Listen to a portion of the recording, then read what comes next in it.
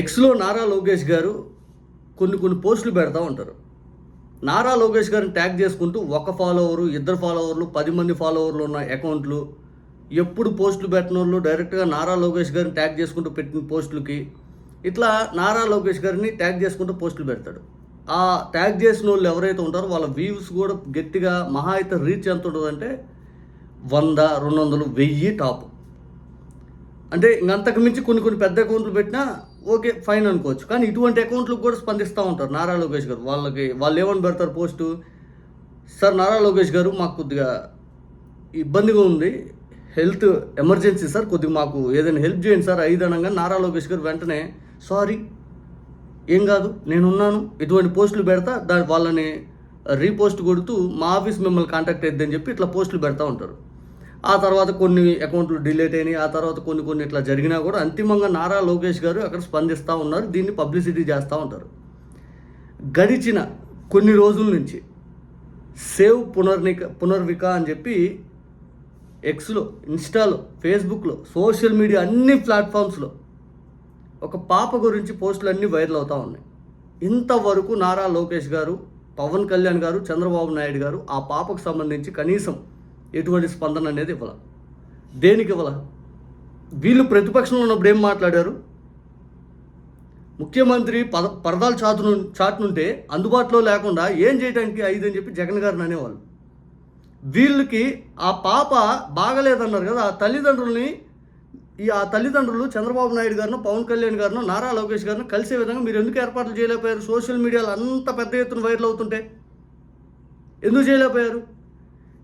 ఇదే జగన్మోహన్ రెడ్డి గారి హయాంలో 16 కోట్ల రూపాయల ఇంజెక్షన్ సేమ్ ఈ పాప పునర్వికాకి ఏదైతే ప్రాబ్లం ఉందో, ఈ స్పైనల్ సంబంధించి జన్యులోపం, సేమ్ అలాంటి ప్రాబ్లంతో నిడదవోల దగ్గర ఒక పాపకు బాగలేకపోతే 16 కోట్ల రూపాయలు అప్పటికప్పుడు శాంక్షన్ చేయించి 2023 డిసెంబర్లో ఆ పాపకి ఇంజెక్షన్ చేయించాడు. ఇది రికార్డు. ఇది జగన్ గారిని మీరు విమర్శించారు కదా, ముఖ్యమంత్రి ఎవరు కలవరు అని. ఆ పాప డైరెక్ట్గా జగన్ గారిని కలిసింది. ఆ పాప తల్లిదండ్రులు జగన్ గారి దగ్గరికి వచ్చారు. మీరు ఇన్ని రోజుల నుంచి సోషల్ మీడియాలో ఈ పునర్వికాకు సంబంధించిన ఇష్యూ వైరల్ అవుతుంటే సేవ్ పునర్విక అది అని చెప్పి వాళ్ళు వెబ్సైట్లు క్రియేట్ చేసి ఫండ్ రైజింగ్ చేస్తూ ఉంటే ఈ ప్రభుత్వం నిద్రపోతూ ఇంతవరకు ఆ పాపకు రక్షించాలనే ఆలోచన మీరు చేయలేకపోయారు.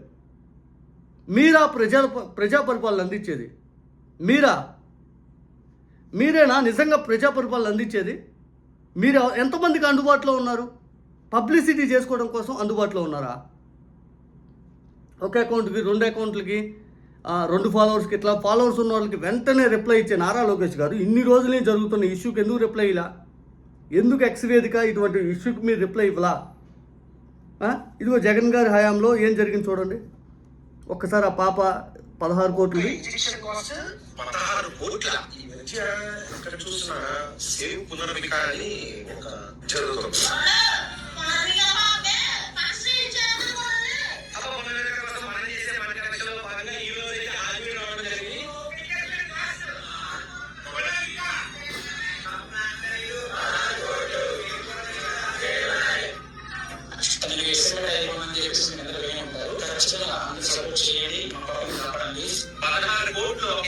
దానికోసమైతే మన తెలుగు ప్రజలైతే చాలా మంది సపోర్ట్ చేస్తున్నారు, చాలా మంది డొనేట్ చేస్తున్నారు.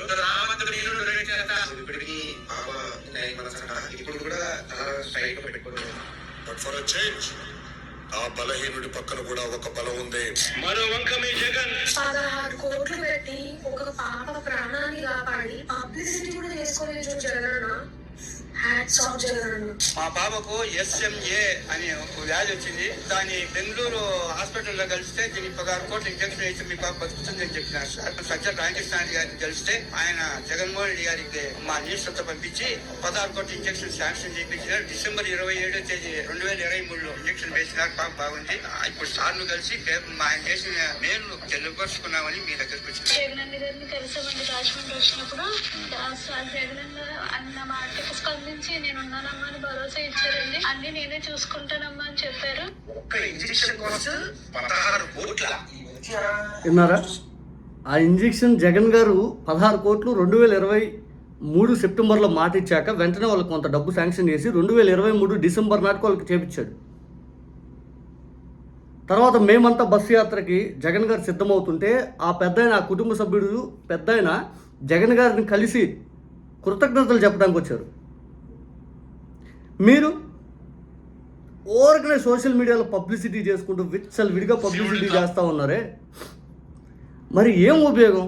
ఇన్నిసార్లు నిజంగా ఆ వీడియో నాకు చాలామంది చెప్పారు, బయట కూర్చున్నా కూడా ఈ వీడియో చూడు అది ఇది.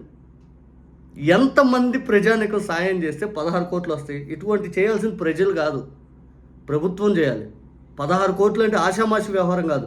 ఎన్ని వందలు ఎన్ని వేలు కడితే 16 కోట్లు అవుతాయి? ప్రభుత్వం తక్షణమే స్పందించి ఈ సాయం చేయాలి. బాధ్యత ప్రభుత్వానికి చేయటం. కానీ మీరు పబ్లిసిటీ పిచ్చిలో పడి ఇది చేస్తూ ఉన్నారు. చూడండి, నిజంగా గొప్పవాళ్ళు మీరు. 2024 మీరు అధికారంలోకి ఎక్కంగానే ఒక పాపకు బాగాలేకపోతే ఈ పల్లా ఆయన గాజువాక ఎమ్మెల్యే కూర్చోబెట్టుకొని ఫండ్ రైజింగ్ చేశాడు.